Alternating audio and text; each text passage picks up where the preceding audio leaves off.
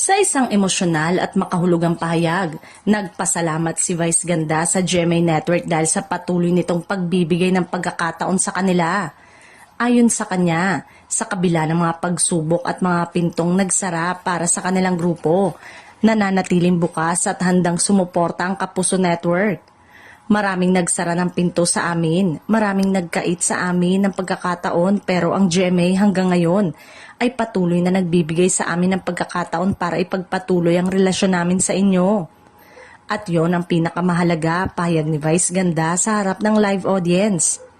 Ang mensaheng ito ay mabilis na nagtrending dahil sa bigat ng emosyon at pasasalamat sa laman nito.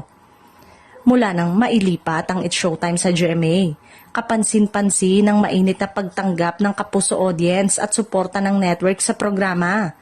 Sa gitna ng mga pagbabago sa TV landscape, laging binibigyang diin ng host comedian ang kahalagahan ng pagkakataon at tiwala na ipinagkaloob sa kanila. Maraming netizen na nagpahayag ng kanilang paghanga sa pagiging tapat at mapagpapasalamat ni Vice Ganda.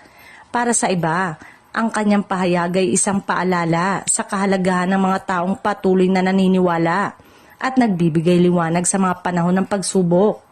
Sa huli, muling iginiit ni Vice Ganda na hindi lamang ito tungkol sa isang show o isang channel kundi tungkol sa koneksyon na buo nila sa madlang people at dahil sa bukas at matatag na suporta ng GMA.